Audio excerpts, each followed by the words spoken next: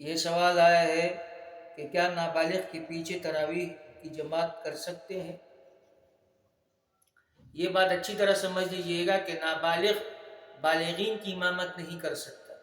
نابالغ ابھی مکلف نہیں ہے احکام کا، تو اس لیے وہ بالغین کو تراویح بھی نہیں پڑھا سکتا، چاہے وہ فرض کی جماعت ہو یا تراویح کی جماعت ہو، وہ بالغین کی جماعت نہیں کرا سکتا۔ ہاں، اگر نابالغ کے پیچھے صرف نابالغ ہی بچے کھڑے ہوئے ہیں تو وہ بے شک ان کو کرا سکتا ہے۔ اسی طرح یہ بات بھی سمجھ لیجیے گا کہ عورتوں کے جماعت کا انعقاد کرنا، عموماً تراویح میں گھروں کے اندر خواتین بھی جماعت کا اہتمام کرتی ہے اور ایک حافظہ کے اقتداء میں نماز پڑھتی ہے، تو عورتوں کی جماعت یہ بھی مکروہ ہے۔ اور پھر جب اس کے لیے باقاعدہ دعوتیں دی جاتی ہے کہ ہمارے گھر میں تراویح کا اہتمام کیا جا رہا ہے عورتوں کا، تم لوگ بھی شرکت کر لو، اور باقاعدہ اس کے لیے دعوت دی جاتی ہے، تو یہ تو پھر اور مکروہ تحریمی بن جائے گا۔ تو اس لیے عورتوں کے لیے یہ حکم ہے کہ وہ انفرادی طور پر اپنے گھروں میں تراویح پڑھے، جس طرح عموماً طور پر وہ نماز پڑھتی ہے، تو اسی لیے تراویح بھی انفرادی طور پر پڑھے۔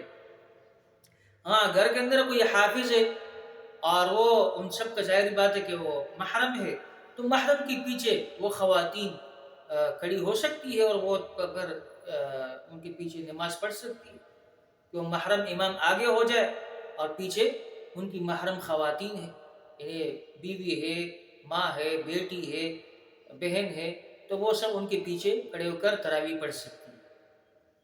لیکن باقاعدہ طور پر عورتوں کا جماعت کا ہونا یہ درست نہیں۔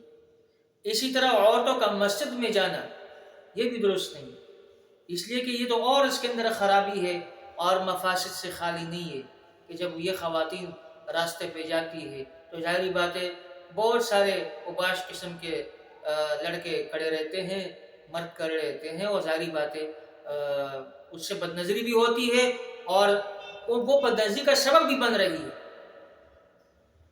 تو یہ دلیل دینا کہ جناب وہاں تو مرد الگ رہتے ہیں، عورتیں الگ ہوتی ہیں، الگ الگ پوشنوں میں کھڑے رہتے ہیں، پھر کیا کوئی قباحت ہے؟ قباحت بالکل ہے۔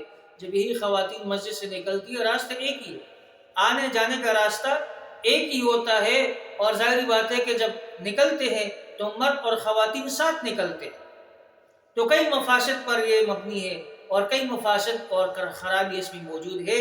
اس بنا پر عورتوں کا مسجد بھی جانا یہ درست نہیں۔ اپنے گھر کے اندر نماز پڑھے، شریعت نے عورتوں کو حکم دیا ہے کہ اپنے گھر کے اندر نماز پڑھے انفرادی طور پر، اور گھر کے اندر جو سب سے خفیہ کمرہ ہے وہاں پر نماز پڑھے۔ اتنا پردہ داری کا خیال رکھا ہے شریعت نے، جبکہ خواتین نے آج اپنے ہی بے پردگی اختیار کی ہے۔ یہ رمضان کا مقدس مہینہ ہے، اس کے تقدس کو پامال نہ کرے، گناہ کا سبب نہ بنے کہ مرد پھر بدنظری میں مبتلا ہو۔ آپ اپنے گھر کے اندر تراویح پڑھیں، جس طرح عموماً نماز پڑھتے ہیں تو تراویح بھی اپنے گھر کے اندر ہی کیا کریں۔